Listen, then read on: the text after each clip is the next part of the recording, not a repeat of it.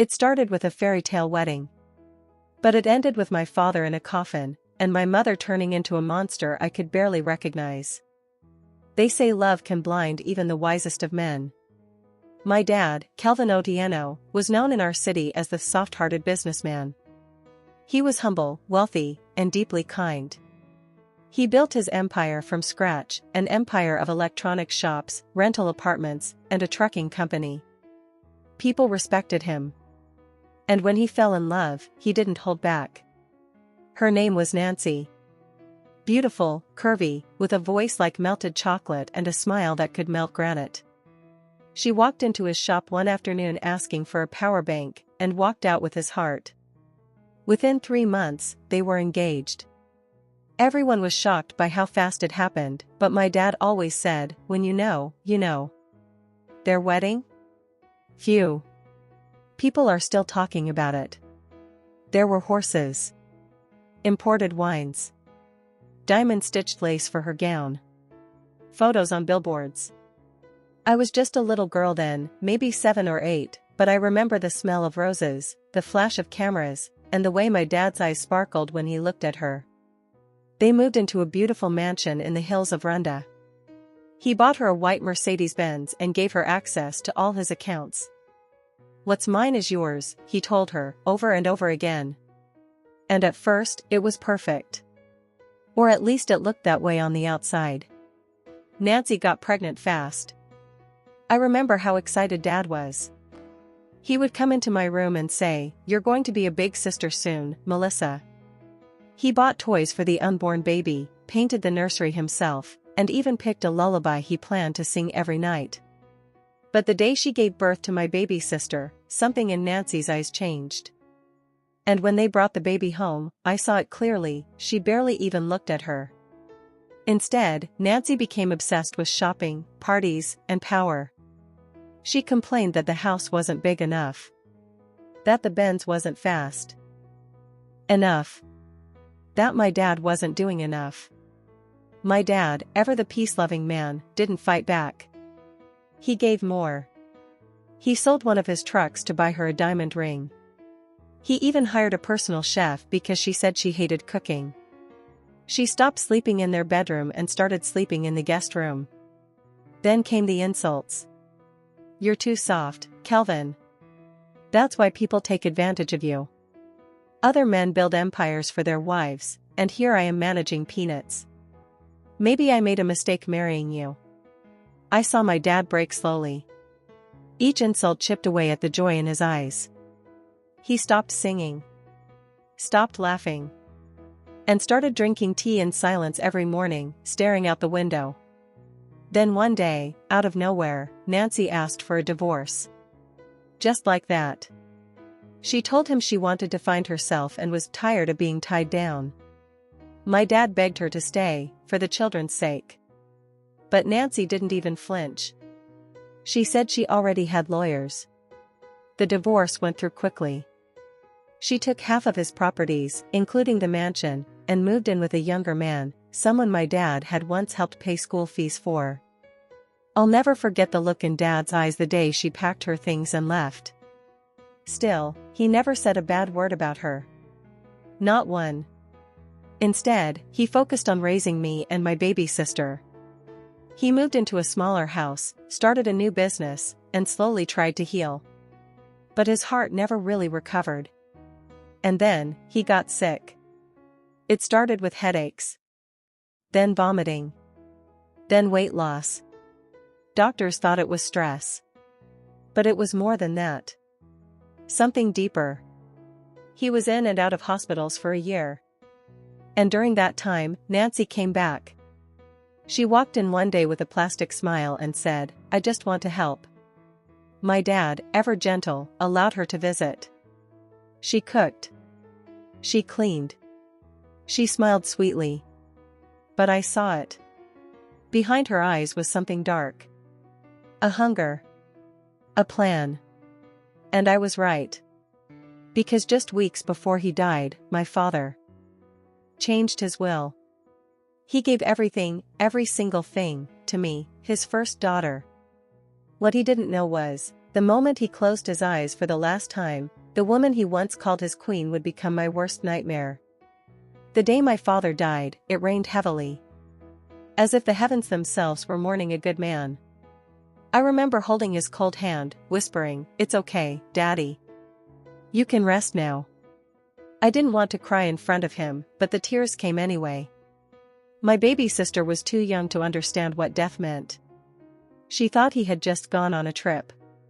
She kept asking, "When is Daddy coming back?" And I had no words. Just silence, and a heart torn in two. He died in peace. But what came after was nothing short of war. 3 days after the funeral, she returned. Nancy.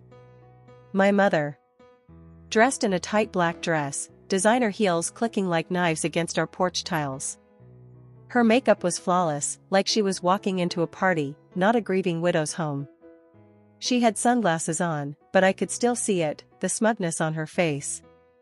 "Melissa," she said with a fake softness, "I came to check on my girls." I wanted to scream. Check on us? Where was she when my dad was vomiting blood? Where was she when the hospital bills piled up and I had to pause school to help him? Where was she when he cried himself to sleep? But I held my tongue. Because I had promised my father on his deathbed, "I'll protect my sister. I'll be strong." I let her in. She hugged my baby sister tight and gave her toys. Then she turned to me and said, "Let's start over, Melissa. I know I made mistakes." I nodded slowly, but my heart screamed, "She's lying." The house was quiet for a few days. Too quiet. She started staying overnight. Then she said her rent had expired and she had no place to go. So she stayed. Took the master bedroom. Ordered the house help around like a queen. And started asking subtle questions. "Did your father leave anything behind for us? Who's the lawyer that handled his businesses?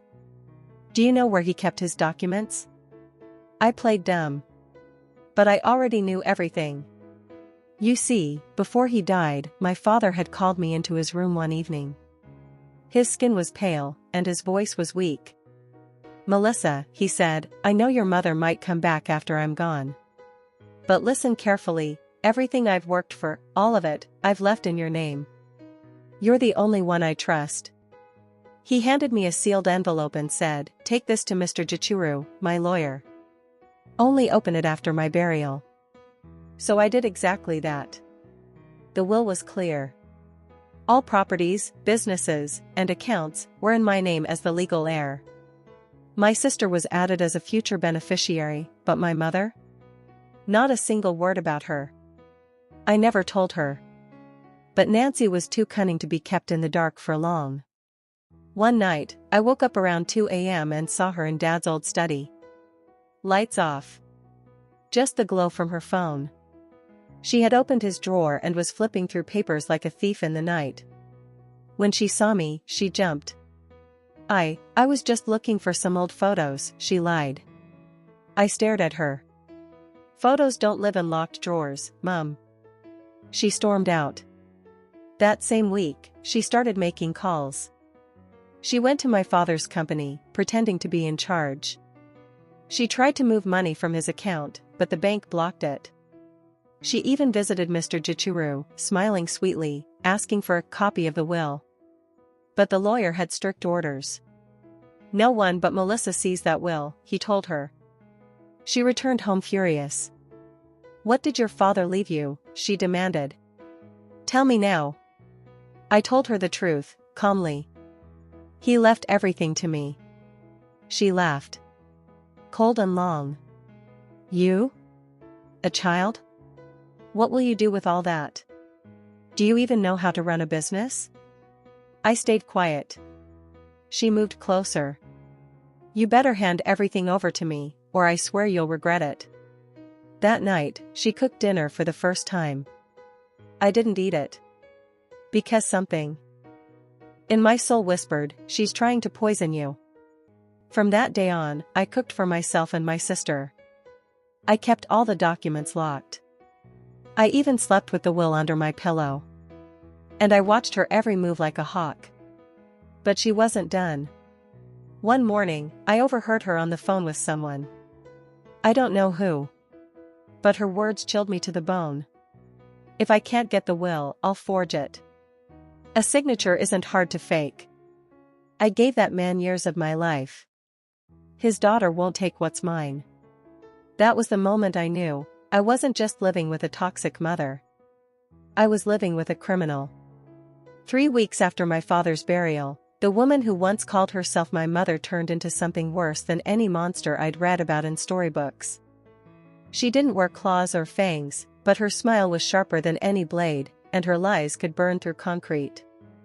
From the outside, our home looked peaceful. But behind the closed curtains, I was living with a snake. Every morning she'd act polite. She'd dress my little sister for school, pack her lunch, and hum gospel songs. But the moment my sister left, Nancy transformed. She started searching the house, opening drawers, checking the safe, flipping through my father's files like she was on a mission. She wasn't even hiding it anymore. And I knew what she wanted, the will. What she didn't know was that my father had moved every important document to his lawyer's office months before his death. The copy I kept in my room was just that, a copy. The original, signed and sealed, was in a locked vault with witnesses to back it. But Nancy was desperate. One afternoon, I overheard her talking to a man in a dark SUV outside our gate. I watched from my window as she handed him an envelope and said, "I need this signature copied perfectly. I'll pay double if it's fast." That's when I realized she was forging my father's will. She wanted to replace my name with hers. I couldn't let that happen. So I called Mr. Gichuru. Immediately. I told him everything. He chuckled over the phone. I knew she'd try. That's why your father and I had this conversation long before he passed. He knew the kind of woman she was becoming. He even asked me to set traps. Traps? I asked. Yes, he said. The version of the will you have at home has slight changes from the original. If she tries to forge it based on that copy, it won't match. The signatures, the witnesses, even the date, it's all a setup. I stood there frozen, heart pounding. So my father had already predicted all this. I wanted to cry, not just out of sadness, but out of pride. My father hadn't just loved me, he protected me even after death. The next week, Nancy suddenly became cheerful again. Suspiciously cheerful. She cooked dinner every night, cracked jokes, bought my sister new clothes, and even said she'd been praying for peace in the house. I didn't trust it. Not one bit. Then came the storm. She walked into the living room one evening holding a brown envelope and a smirk. "Melissa," she said sweetly, "I went to the lawyer today. I have the will now. And I have something to tell you." She opened the fake will and pointed at a bold line she had printed. "In the event of my death, all my properties, assets, and businesses are to be inherited by my wife, Nancy Otieno." I almost laughed. She had even forged his signature, complete with that tiny loop he made in the K of Kelvin. "I'll be taking over from here," she said confidently. "You're just a girl. These properties are too much for you. Starting tomorrow, I'll visit the companies and inform the staff that I'm in charge." I stayed quiet. I didn't argue. I didn't even flinch. Because karma was already walking toward her, in high heels.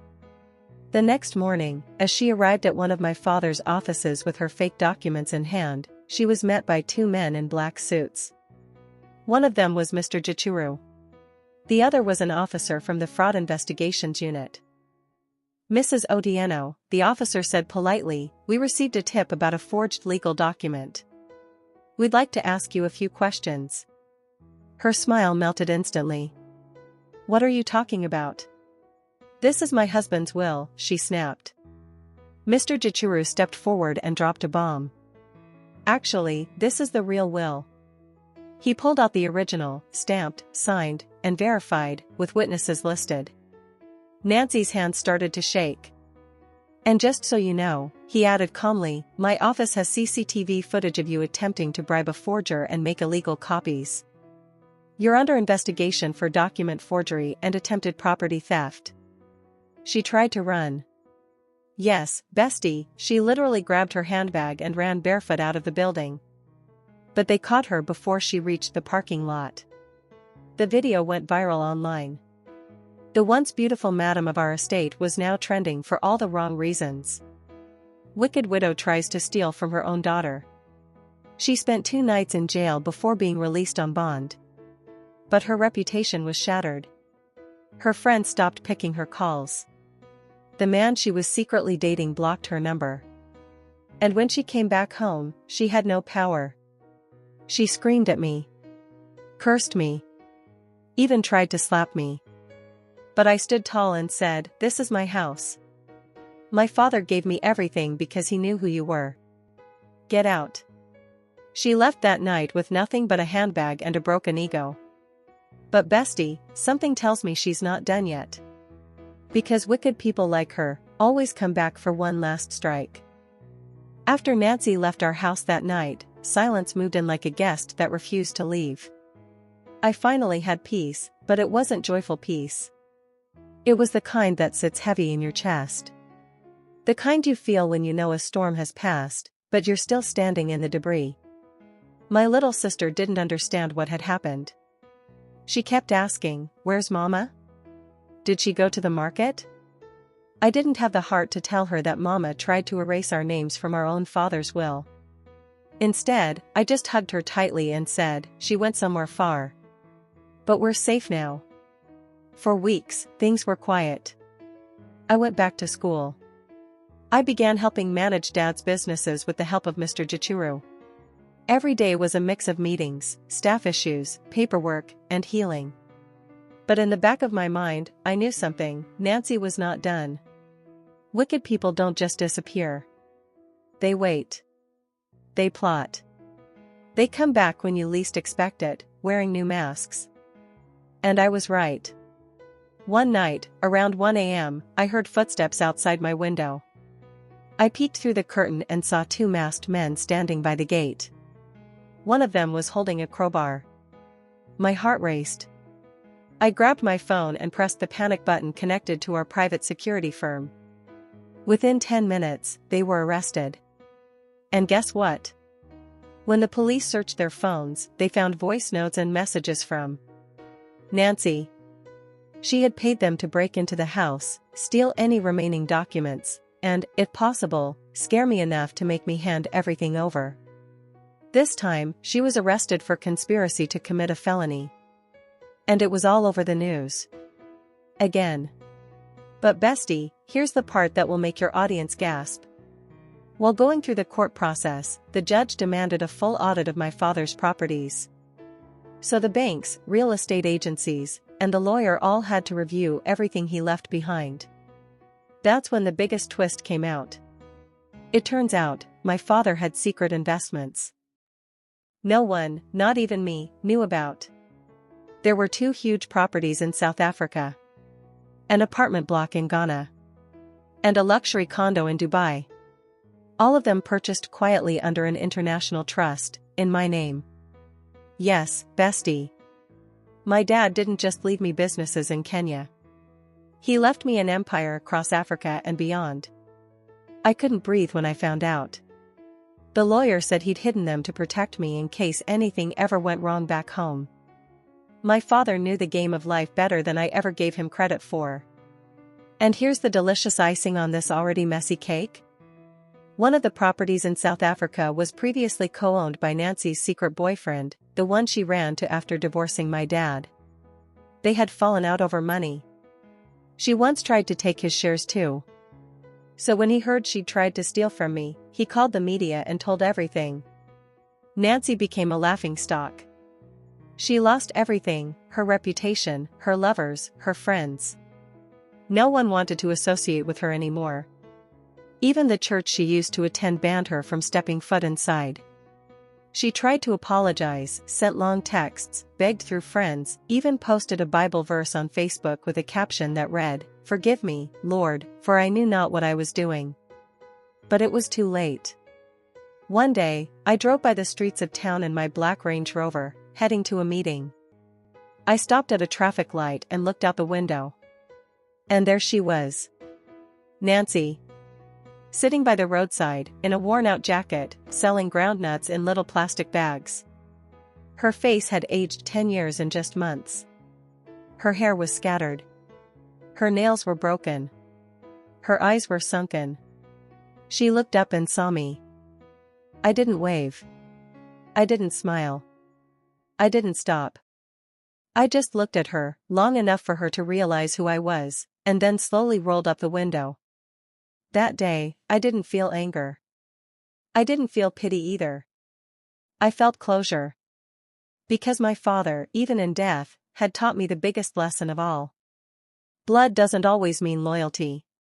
And sometimes, the people who claim to love you are the ones sharpening knives behind your back. But when your heart is pure, and your mind is wise, karma will always do the dirty work for you.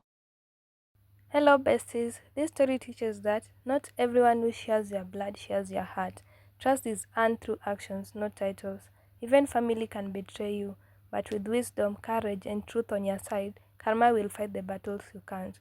Always protect what you love and never let evil win just because it's wearing a familiar face. Thank you so much for watching. Kindly like, subscribe, and share.